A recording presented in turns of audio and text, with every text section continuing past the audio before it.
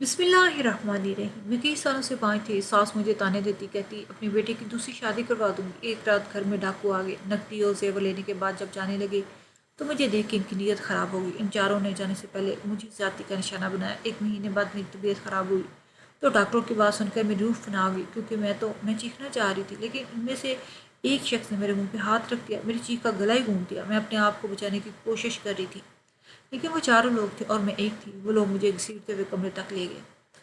मेरी शादी को 8 साल हो चुके थे और इन 8 सालों में मेरी सास ने मेरी ज़िंदगी को अजीर्ण ही बना रखा था। मुझे औलाद नहीं होती थी, जिसकी वजह से मेरी सास मुझे भांज बन के ताने देती रहती। कौन सा अजाब था जो इन 8 सालों में मैंने नहीं सहा था।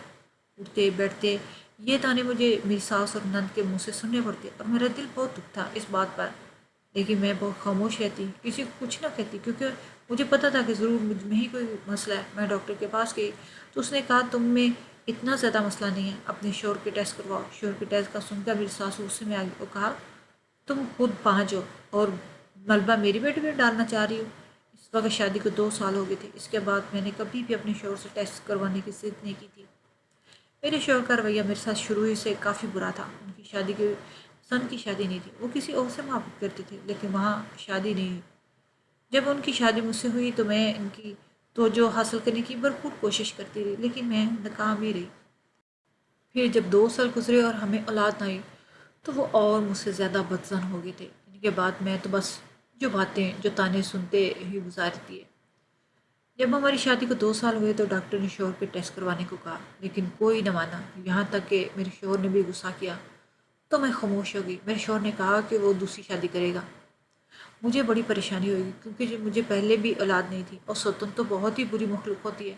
अपने इर्द गिर्द सौतन के लिए मैंने इतने किस्से सुन रखे थे कि हर कोई मुझसे कहता कि कभी भी अपने शोहर की दूसरी शादी न करवा देना, दूसरी औरत आकर तुम्हें घर से ही निकलवा देगी। लेकिन मैं दुनिया को क्या बताती कि सौतन के बगैर भी मेरी इस घर में कोई हैसियत नहीं है। एक तो पहले ही मेरे शौहर का रवैया मुझसे अच्छा नहीं था और उसकी पसंद की शादी नहीं हुई थी, ऊपर से मुझे औलाद नहीं हुई थी, तो मेरी हैसियत एक नौकरानी से बढ़कर कुछ नहीं थी। इस घर में यूं मेरी शादी को 4 साल गुजर गए तो अचानक से मैंने अपने शौहर के रवैये में तब्दीली महसूस की। मेरा वो शौहर जो हर वक्त मुझे ताने देता रहता, मुझसे नफरत करता था, मुझसे बात करने के लिए तैयार नहीं था, अचानक वो मुझ पर मेहरबान हो गया। वो जब घर आता तो मेरे लिए खाने की कोई चीज़ ज़रूर लेके आता, पकौड़े, कभी समोसे, कभी जलेबियाँ, फल और बर्गर वगैरह। शौहर के रवैये में ये तब्दीली देखकर तो मैं हैरान रह गई, लेकिन मुझे लगा कि शायद खुदा को मुझ पर रहम आ गया, मेरी कोई दुआ कबूल होगी और मुझे कुछ नहीं औलाद न से सास और नंद की नफरत के बावजूद मेरे खुदा ने मेरे लिए एक आसानी तो कर दी थी। यानी कि मेरे शौहर का रवैया मेरे साथ सही कर दिया। इतनी सारी मुश्किलात के बावजूद ज़िंदगी में एक आसानी तो मेरे लिए होगी थी। यहाँ मुझे लोगों की इतनी सारी बातें दिन में सुनने को मिलती, जिससे मेरा दिल बहुत दुखी होता। वहाँ पर मेरे शौहर के नरम रवैये से मेरा दिल खुश हो जाता। वो मुझे शॉपिंग पर ले जाते। हालांकि हमारी हैसियत इतनी ज़्यादा नहीं थी कि हम आए दिन शॉपिंग पर जाते, लेकिन जैसे ही गर्मियाँ आती तो गर्मियों के कपड़े मुझे मेरा शौहर दिला देता और इसी तरह सर्दियों के भी मेरे जूते फट जाते तो मुझे नया जूता दिला देते। वो मुझ पर गुस्सा भी नहीं करते थे। ज़िंदगी कैसी दौर में आसान हो गई थी। फिर मेरे घर में मेरी छोटी नंद की शादी की तैयारियां शुरू हो गई। मेरी सास मुझे किसी भी चीज़ को हाथ नहीं लगाने देती थी। कह रही थी कि तुम मनहूस हो। मैं नहीं चाहती थी तुम्हारे भांजपन का साया मेरी बेटी पर पड़े। तुम मेरी बेटी के जहेज के जूतों, कपड़ों और किसी भी चीज़ को हाथ नहीं लगाओ। सास की ये बात सुनकर मेरा दिल जैसे किसी ने चीर ही दिया था। वो हर बार ही मेरा दिल दुखाने वाली बात करती थी। खुशी के मौके पर भी मुझे खुश नहीं रहने देती थी। जहाँ तक कि मेरी नंद का भी यही हाल था। वो भी मुझसे बात भी नहीं करती, मुझे देखकर मुंह फेर लेती। हालांकि मेरी यही एक नंद थी जो कुछ अर्सा पहले तक से ही थी दूसरी नंदों के मुकाबले में कुछ बेहतर थी, लेकिन अब इसके भी कान भरे गए थे और अब वो मुझे देखकर ही मुंह फेर लेती। मेरी सास ने शायद इससे कहा कि अब तुम्हारी शादी होने वाली है, इस मनहूस औरत का साया तुम पर नहीं पड़ना चाहिए। मेरी सास ने मेरी नंद के लिए काफ़ी जेवर बना कर रखे हुए थे। वो लोग जेवरात को देख रहे थे तो मेरी नज़र भी पड़ गई। बहुत ही प्यारे सेट थे और चूड़ियाँ तो बहुत ही प्यारी थीं, जो कि सोने की थी। मुझे हमेशा से सोने की चीज़ों का बहुत शौक था। शादी पर मेरे ससुराल की तरफ से मुझे जो भी जेवर मिले थे वो मेरी सास ने वापस ले लिए थे मुझसे, और अब वही रात मेरी नंद के अलमारी से मुझे मिले थे।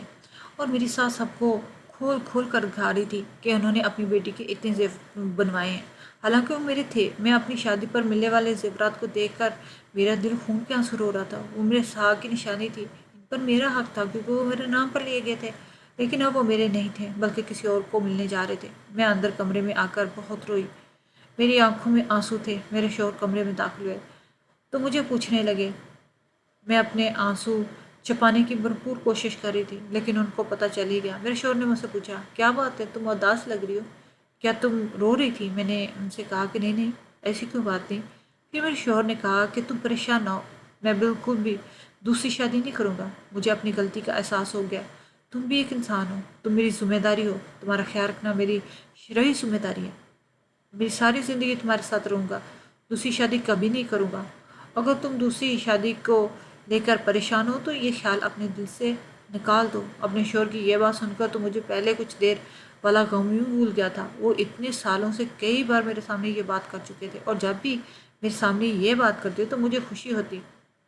میں ان سے کہا کہ اگر آپ کو میرا اتنا ہی احساس ہے تو ہم اپنا علاج دوبارہ سے شروع کروا لیتے ہیں۔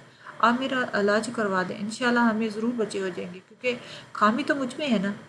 میں نے ان سے کہا کیونکہ میری ساس بار بار کہتی تھی کہ تم میں ہی خامی ہے، اور میری رپورٹ میں بھی ڈاکٹر نے یہی کہا تھا۔ میری بات سن کر میرے شوہر کے چہرے کا رنگ ہی بدل گیا، اور انہوں نے کہا آج کے بعد علاج کی کوئی بات نہ کرنا، علاج بہت مہنگا ہوگا، میرے پاس اتنے پیسے نہیں ہیں، ایک دوائی ہزاروں میں آتی ہے۔ وہ صرف ایک دو دن کی میں اپنے شوہر کی بات سن کر حیران رہی۔ اور اولاد سے بڑھ کے تو پیسہ نہیں ہوتا نا، وہ علاج پر پیسہ خرچ کر لیتے تو ہمیں بھی فائدہ ہوتا، ہمیں بھی بچہ ہوتا۔ ہم کیوں بچے کے لیے ترس رہے تھے؟ اگر وہ دوسری شادی نہیں کرنا چاہتے تھے تو کم از کم علاج کرواتے۔ لیکن وہ تو عجیب ہی تھے، شادی کرتے نہ علاج، ان کی دوسری شادی کرنے کا بھی کوئی فائدہ ہو رہا تھا، لیکن انہیں کیا فائدہ ہو رہا تھا مجھے سمجھ نہیں آ رہی تھی۔ وہ تو کر سکتے تھے نا بہت آرام سے، ان کے پاس تو مضبوط بہانہ تھا اور کوئی انہیں کچھ بھی نہیں کہہ سکتا تھا، لیکن اس کے باوجود بھی وہ دوسری شادی کا نام نہیں لیتے تھے۔ حالانکہ شادی کے 3 سال تک تو وہ دوسری شادی کی رٹ لگائے بیٹھے تھے، اور جب وقت زیادہ ہو گیا تو اچانک سے انہوں نے اپنا فیصلہ بدل دیا اور مجھ پر مہربان ہو گئے۔ ایسا کیوں ہوا؟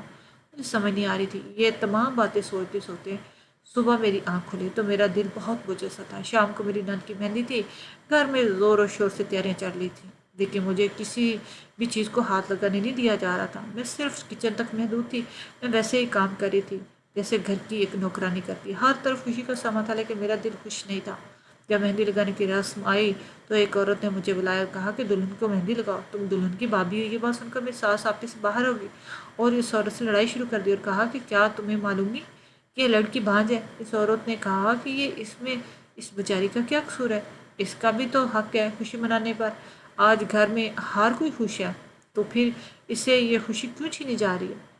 اس کو بھی مہندی لگانے دیں، اس کا بھی دل کرتا ہے مہندی لگانے کا۔ اولاد نہیں ہوئی تو اس کا یہ مطلب تو نہیں ہے کہ اس بیچاری کو اس کی زندگی سے سارے حق ہی چھین لیے جائیں۔ بانجھ عورت بھی اللہ کی مخلوق ہوتی ہے، افسوس ہے آپ کی سوچ پر۔ وہ عورت جو بھی تھی میری ساس کو اس کے منہ پہ باتیں سنا رہی تھی۔ وہ عورت اپنی بات ختم کر کے چلی گئی، پتہ نہیں کون تھی، میں نے اسے پہلے کبھی نہیں دیکھا تھا، لیکن میری ساس نے اس عورت کا غصہ مجھ پہ نکالا اور سب کے سامنے میری بےعزتی کرتی گئی۔ مجھے کہا کہ ایک تو تم بنجر زمین ہو جو میرے بیٹے کو آباد نہیں ہونے دیتی، اوپر سے تم نے اس قسم کے تویز گنڈے کر رکھے ہیں کہ میرا بیٹا دوسری شادی کے نام سے ہی گھبرا رہا ہے۔ میں نے اس کے لیے بہت ساری لڑکیاں پسند کر رکھی ہیں جو کنواری ہیں اور اونچے گھر والی ہیں۔ میرا بیٹا وہ خوبصورت ہے، تم تو اس کے لائق بھی نہیں ہو۔ میں نے ہمیشہ بانجھ عورتوں کو دیکھا، ان کی شکل قدرتی بگڑ جاتی ہے، تمہاری شکل بھی بگڑ گئی ہے، لیکن میں آج سب کے سامنے یہ وعدہ کرتی ہوں کہ 1 مہینے کے اندر اگر میں نے اپنے بیٹے کی دوسری شادی نہیں کروائی تو میرا نام بدل دینا۔ میری ساتھ جتنا بول سکتی تھی بول رہی تھی اور سب کے سامنے بول رہی تھی۔ مجھے تو 2 گز زمین بھی میسر نہ تھی کہ میں اپنا وجود وہاں چھپا سکوں۔ میں نے اپنے آپ کو کمرے میں بند کر لیا اور رونا شروع کر دیا۔ میری ساس نے بہت تانے دیے، میری زندگی اجیرن کر رکھی تھی، لیکن آج تو حد ہی ہو گئی تھی۔ میں کہتی تھی کہ آخر قدرت نے مجھے بانجھ کیوں بنایا؟ میں بدصورت نہیں تھی، اچھی خاصی شکل کی تھی، لیکن میری ساس کو مجھ میں ہر خامی نظر آتی، وہ میری خوبی کو بھی میری خامی میں بدل دیتی تھی۔ میں روتے روتے سو گئی تھی۔ 1 ہفتے بعد شادی تھی، ابھی کوئی مہمان دور دراز والے نہیں آئے تھے، انہوں نے شادی والے دن ہی آنا تھا۔ گھر میں صرف میری ساس، میری نند جو اپنے سسرال سے یہاں رہنے کے لیے آئی تھی کافی دنوں سے شادی کی وجہ سے، اور میرے شوہر اور دیوری تھے۔ کھانا بنانے کے بعد گھر کے سب مرد باہر چہل قدمی کرنے کے لیے چلے گئے۔ اب گھر میں صرف ہم عورتیں ہی تھیں۔ اچانک گھر میں 4 افراد جو کہ نقاب کیے ہوئے تھے داخل ہوئے۔ ہم سے کہا کہ جتنی نقدی و زیور ہے شادی والی ہمیں سب دے دو۔ میری ساس بحث کرنے لگی ان سے کہ اپنی بیٹی کا زیور نہیں دوں گی، میں نے اس کی شادی کے لیے بنوایا تو انہوں نے کہا اپنی جان پیاری ہے تو دے دو ورنہ ہم تم سب کو جان سے مار ڈالیں گے۔ میری بڑی نند اپنی امی سے کہا کہ بحث کا وقت نہیں، جو مانگ رہے انہیں دے دو، اور یوں وہ سارا زیور اٹھا کر بھاگنے لگے کہ ان میں سے اچانک ایک کی مجھ پر نظر پڑی اور ایک دوسرے کو اشارہ کیا۔ میں کچن میں بند ہو رہی تھی تو وہ مجھے نہیں دیکھ سکے، لیکن اچانک جاتے ہوئے انہوں نے مجھے دیکھ لیا اور پھر آپس میں کچھ بول کر مجھے وہیں سے گھسیٹ کر کمرے میں لے جانے لگے۔ میرے لیے ایک قیامت کا منظر تھا۔ وہ 4 ڈاکو تھے، مسئلہ یہ بھی تھا اور بہت طاقتور بھی، دیکھ کر انہیں خوف محسوس ہونے لگا۔ انہوں نے میرے منہ پر ہاتھ رکھ دیا، میری چیخیں دبا دی۔ میری ساس اور نند مجھے چھڑانے کی کوشش کر رہی تھی۔ میری ساس نے اپنی بیٹیوں سے کہا کہ تم لوگ یہاں سے بھاگ جاؤ، میں ان سے نبٹ لوں گی۔ میری نند جو دلہن بننے والی تھی وہ تو کمرے سے پہلے ہی بند تھی۔ باقی میری 3 نندیں تھیں جن کی عمر زیادہ تھی، وہ کافی موٹی تھیں۔ ان چاروں کو ان میں سے کوئی پسند نہیں آئی تھی۔ مجھ پر نظر پڑی، شاید انہوں نے میں ان کے مطابق لگی تھی۔ میری نند اپنی چھوٹی بہن کے کمرے میں چلی گئی اور میری ساس ایڑی چوٹی کا زور لگا دیا مجھے چھڑانے کے لیے۔ ان میں سے ایک نے میری ساس کو کچھ دے مارا اور ان کے سر سے خون نکلنے لگا۔ میری ساس زمین پر بیٹھ کے اپنا سر پکڑ کے کہہ رہی تھی، خدا کے واسطے تم لوگ اس گھر سے جو لے جانا لے جاؤ، ہماری عزت پر حملہ نہ کرو۔ یقیناً میری ساس کو مجھ سے کسی قسم کی کوئی ہمدردی نہیں تھی، لیکن انہیں شاید اپنے بیٹے کی عزت کی فکر تھی کہ محلے میں بات پھیل جائے گی ان کی بہو کے ساتھ زیادتی ہوئی تھی تو وہ زمانے کو کیا منہ دکھائیں گی۔ مجھے ہر راستہ بند ہوتا نظر آ رہا تھا۔ میں دعائیں کر رہی تھی میرا شوہر جلدی گھر آ جائے، لیکن انہوں نے بہت دیر کر دی۔ وہ چاروں مجھے گھسیٹتے ہوئے کمرے میں لے گئے اور جتنا برا میرے ساتھ کر سکتے تھے انہوں نے کیا۔ مجھے زیادتی کا نشانہ بنانے کے بعد وہ لوگ وہاں سے بھاگ گئے۔ پھر میری نندیں سب کو فون کر کے بلایا تو سب گھر آ گئے۔ میری ساس فوراً سے میرے پاس آئی اور کہا خبردار جو تم نے اس واقعے کا ذکر کسی سے بھی کیا اپنے شوہر سے بھی نہ کرنا، جو ہوا سو ہوا، اسے بھول جاؤ۔ ہمارے خاندان کی عزت کا سوال ہے، اگر باہر لوگوں کو یہ بات معلوم ہوگی تو میرا بیٹا کسی کو منہ دکھانے کے قابل نہیں رہے گا۔ مجھ پر تو قیامت گزر گئی۔ مجھے تو ساس کی کوئی بات نہ سنائی دے رہی تھی اور نہ ہی سمجھ میں آ رہی تھی۔ میرے ساتھ جو ہوا تھا وہ میرا دل چیرنے کے لیے کافی تھا۔ مجھے ایسا محسوس ہو رہا تھا کسی نے میرا کلیجہ باہر نکال دیا ہو۔ مجھ پر جو گزر رہی تھی ساس کو اس سے کوئی سروکار نہیں تھا۔ اپنے بیٹے کی فکر تھی کہ ان کا بیٹا زمانے میں کسی کو منہ دکھانے کے قابل نہیں رہے گا۔ ایک عورت ہو کر وہ ایک عورت کا درد نہیں سمجھ رہی تھی۔ وہ کیسی سیاہ موت مجھے ملی تھی۔ یوں میں نے اور میری ساس نند نے اس بات کو راز میں رکھا پورے 1 مہینے تک کہ گھر میں ڈاکو آئے تھے اور زیور لے کر چلے گئے۔ شاید کسی نے چغلی لگا دی، اس گھر میں بہت سارا زیور پڑا ہوا تھا جہیز کا۔ میری ساس جو ہر آنے جانے والی عورت کو زیور دکھایا کرتی تھی، اپنی شوبازی کے لیے ان میں سے کسی نے بات آگے پہنچا دی ہوگی اور معاملہ یہاں تک آ گیا۔ میں تو زندہ لاش بن گئی تھی، مجھے بخار ہو گیا۔ میرے شوہر نے میرا خیال رکھنے کی پوری کوشش کی۔ اس کے بعد میری نند کی شادی ہوگی، لیکن گھر میں اس دوران سب کو جیسے سانپ ہی سونگھ گیا تھا۔ سب کی خوشی مٹی میں ہی مل گئی تھی اور اس کا الزام بھی ساس نے مجھے پر لگایا کہ میں نے ان کی خوشیوں کو نظر لگا دی۔ میرے اندر تو زندہ رہنے کی خواہش ہی ختم ہو گئی تھی۔ میرے جسم پر کافی نشان بن گئے تھے اور میں اپنے شوہر سے ان نشانوں کو چھپاتی پھر رہی تھی۔ ان ظالموں نے جس قدر بے دردی سے مجھے داغا وہ سب واضح تھا، لیکن ان نشانوں کا شوہر کے علاوہ کسی کو نہیں پتہ چل سکتا تھا۔ میں جتنا چھپانے کی کوشش کر رہی تھی، جو حادثہ گزرا وہ ہمارے ذہنوں سے نکل نہیں رہا تھا، اور میری ساس بار بار میرے کان میں آ کر سرگوشی کرتی کہ اب تم گندی ہو گئی ہو، غلیظ ہو گئی ہو، میں نے کسی کو بھی طرح تمہیں اسے گھر نکلوا دینا ہے۔ لیکن مجھے میرے شوہر کا سہارا تھا، اس لیے میری ساس کا بس نہیں چل رہا تھا وہ مجھے دھکے دے کر گھر سے نکلوا دے۔ میری ساس نے ایک رات آ کر مجھ سے کہا تم میرے بیٹے کے لائق نہیں رہی ہو، بہتر یہی ہے کہ تم راتوں رات گھر چھوڑ کر چلی جاؤ۔ اتنے سالوں سے تمہاری نموست کا سایہ میرے بیٹے کے سر پہ پڑا، ان کی جان چھوڑ دو، اب تو تم غلاظت کے ڈھیر کے سوا کچھ بھی نہیں رہی، ایک تو بانچ اوپر سے غلیظ ہو گئی ہو۔ ساس نے مجھ سے کہا، لیکن میں نے ان سے کہا کہ آپ خود سوچیں میں کہاں جاؤں گی، میرا کوئی ٹھکانہ نہیں ہے۔ میں یہ جملہ بول رہی تھی کہ پیچھے سے میرے شوہر آ گئے اور انہوں نے صرف اتنی ہی بات سنی جتنی جو میں نے بولی، اور اپنی ماں سے کہا نکالنے کا نہ سوچنا، یہ میری بیوی ہے اور میں ساری زندگی اسی کے ساتھ رہوں گا اور دوسری شادی بھی نہیں کروں گا۔ اب تو میری ساس اور بھی مجبور ہو گئی تھی، کیونکہ انہوں نے میری بات سن کر اندازہ لگا لیا تھا کہ میری ساس مجھے گھر سے جانے کا کہہ رہی تھی، جس کے جواب میں میں نے یہ سب کہا۔ یوں ہی پریشانی میں 3 ہفتے گزر گئے اور میری طبیعت خراب ہونے لگی۔ میں نے اپنی طبیعت میں ایک ایسی تبدیلی محسوس کی کہ مجھے یقین نہیں آ رہا تھا کہ یہ سب سچ تھا، لیکن جب میری حالت زیادہ خراب ہوئی اور میں الٹیاں کرنے لگی تو میری حالت دیکھ کر میری ساس کے چہرے کا رنگ ہی فاق ہو گیا اور میری ساس نندوں نے تو ایک دوسرے کو عجیب نظروں سے دیکھنا شروع کر دیا، جیسے کوئی پیغام دے رہی ہوں۔ میری ساس نندوں کو سانپ ہی سونگھ گیا۔ مجھے الٹیاں کرتا دیکھ کر میرے شوہر نے کہا، مجھے لگتا ہے تمہاری طبیعت خراب ہے اور بہت زیادہ خراب ہے۔ مجھے کچھ ٹھیک نہیں لگ رہی، ایسا لگ رہا ہے جیسے تمہیں ہیضہ ہو گیا، چلو میں تمہیں ڈاکٹر کے پاس لے چلتا ہوں۔ میرے شوہر مجھے ڈاکٹر کے پاس لے گئے تو ڈاکٹر نے ایسی خبر سنائی کہ میرے پہلا تلے سے زمین نکل گئی۔ بظاہر تو وہ خوشی کی خبر تھی، لیکن میرے لیے نہیں تھی۔ میرے شوہر کا رنگ سن کر فک ہو گیا تھا، پھر وہ نارمل ہو گیا اور مجھے خوشی سے گلے لگا لیا اور گھر لے آئے۔ اور اس نے راستے میں مٹھائی لے لی۔ گھر آ کر سب گھر والوں کو اکٹھا کیا۔ آج میں آپ سب کو ایک بہت بڑی خوشخبری سنانے والا ہوں کہ میں باپ بننے والا ہوں۔ یہ خبر سن کر تو میری ساس اور نندوں کے سر پہ آسمان گر پڑا تھا۔ میری ساس نے فوراً اسے کہا، یہ بچہ تمہارا نہیں ہے۔ ان کی بات سن کر میرے شوہر کو غصہ آ گیا اور انہوں نے کہا، امی میں 8 سال سے اولاد کے لیے ترس رہا ہوں اور آج قدرت نے مجھے یہ خوشخبری دی ہے تو آپ میری اس خوشی کا بھی بیڑا گرک کرنا چاہتی ہیں۔ اپنے باقی بیٹوں کے باپ بننے کی خوشی میں تو آپ خوش ہوئی تھی ہمیشہ سے، تو پھر میری خوشی میں اس طرح کے الفاظ بول رہی ہیں، میرا دل کیوں دکھا رہی ہیں؟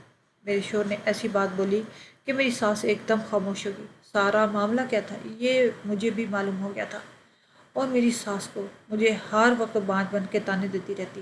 خامی کس میں تھی یہ بات واضح ہو گئی تھی۔ جو 8 سالوں میں نہ ہوا وہ اچانک اس حادثے کے بعد کیسے ہو گیا؟ سوچنے والی بات تھی۔ میری ساس مجھ سے نظریں ہی نہ ملا پائی تھی۔ وہ جو ہر وقت مجھے تانے دیتی رہتی کہ میں بانجھ ہوں، اپنے بیٹے کی دوسری شادی کرواؤں گی، آج اس کی بات غلط ثابت ہو گئی تھی۔ میں تو بانجھ نہیں تھی، بانجھ تو ان کا بیٹا تھا۔ شوہر تو جیسے ہواؤں میں تھے۔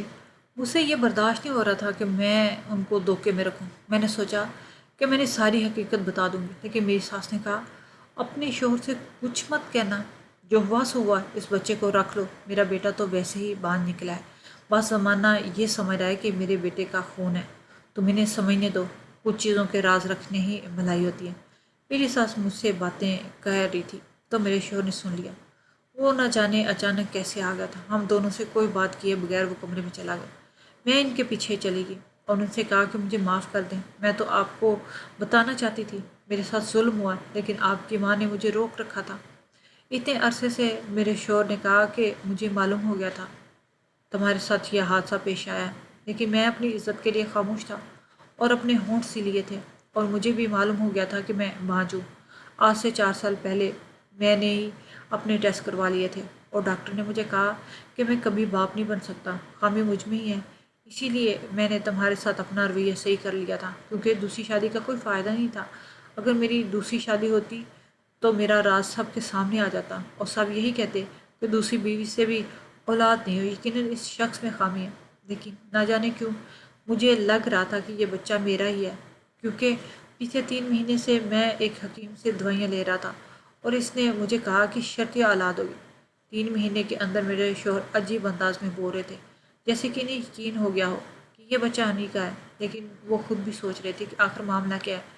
تو میں نے ان سے کہا کہ ہم اس بچے کا DNA ٹیسٹ کروا لیتے ہیں، ساری حقیقت سامنے آ جائے گی۔ یہ سارا عرصہ ہم نے اسی سوچ میں گزار دیا۔ جب بچہ پیدا ہوا اور اس کا DNA ٹیسٹ ہوا تو میرے شوہر کا ہی بچہ تھا۔ حکیم کی دوائیوں نے اثر کر دیا۔ میں اس حادثے کو برا خواب سمجھ کر بھول گئی اور اپنی ساس کو ساری بات بتا دی۔ اب میرا دل بھی مطمئن تھا کہ میری گود میں میرے شوہر کا بچہ ہے اور میرا شوہر بھی خوش تھا۔